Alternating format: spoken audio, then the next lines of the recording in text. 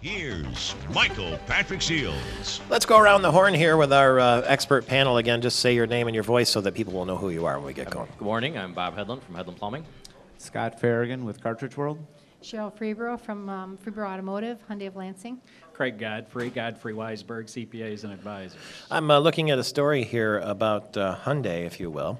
It says, if the Genesis sedan was Hyundai's opening salvo to bring the pain to Lexus, the Equus is a set of leather-covered brass knuckles flying at the jaws of Audi, BMW, and Mercedes-Benz. It's a bold move by an automaker riding high on the intoxicating fumes of increased market share and boosted brand awareness.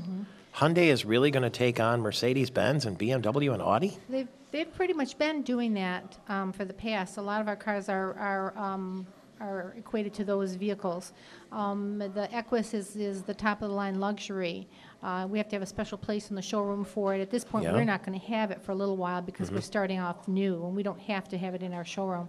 But we're already seeing a lot of people. In fact, I passed a Lexus this morning, and it looks so much like our Sonata, and people are trading in higher-end vehicles on the Hyundais. So they are moving up. I think that's going to take some time because sometimes Hyundai and Kia are compared to each other, and Hyundai is more the luxury brand where Kia is more the entry level. So they've already been talking about BMW, Mercedes comparisons for some time with our other vehicles. It's going to be north of $60,000 at the high end? I've heard people say that Hyundai, certain models look like a Jaguar. Right. There are some. The Genesis, I think, a little bit. Like I said, the Sonata looks like a Lexus. And they've been doing those comparisons for some time. I don't think it's just Hyundai saying that either. I think it's the auto writers and things that have been comparing it to those vehicles. Well, actually, they have those, the clientele, the public driving with the hidden camera, supposedly. Right. Talking about, I think one of them, they say they're a Mercedes owner or something, and they, oh, wow, we like this Hyundai. And, This article says, and maybe you can confirm this, that one of the things that Hyundai is planning to do is bring the car to the buyer's house for a test drive and for question and answer sessions, and you could sign the deal right at your kitchen table. I don't know about signing the deal at your kitchen table, because when you sign something in your home, and I don't know if it's, I'm sorry, I don't know if it's just a state law. I think it may be. If you sign something at your home, you have 3 days to rescind it. Oh. That's why when people go out to your home and you purchase something in your home, you have 3 days to return it. That's interesting. If you come to the store, you don't have that 3-day period. So signing it at home. Are you sure you don't still have the 3 days? Oh, no, you don't. You don't? Not Okay. if you come to our store and buy it. You do have it if we went to you and signed everything. So we got to be really cautious about that.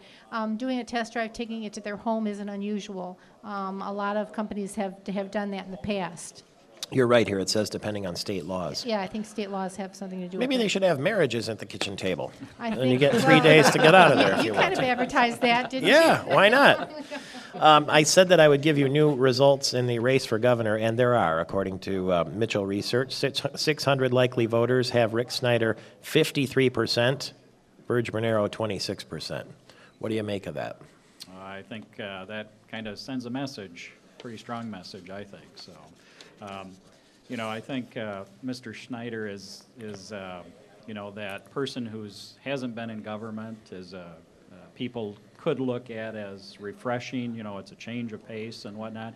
I hate to kind of use that word change because it's kind of been gotten some bad press with the Obama administration, because that was the big thing that he ran on, and now it's not the change some of us at least may not have wanted. So, but it is refreshing to have somebody who's not a career politician that's looking at it and has business, strong business background. So You like the idea of a businessman governor?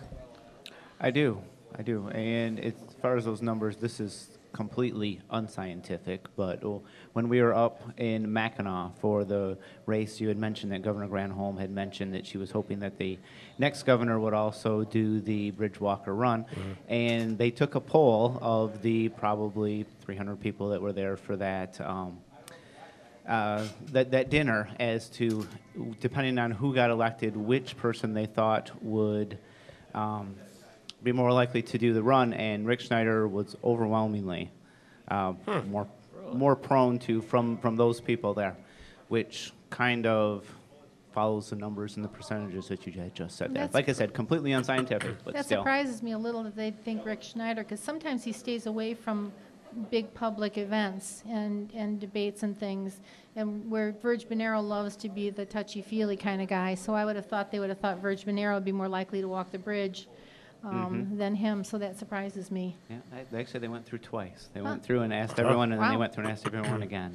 Well, it's kind of hard to run and talk at the same time, Maybe so it maybe is. he'd have Maybe to that's walk and why, talk yeah. at the same time. I mean, really. That's a good point.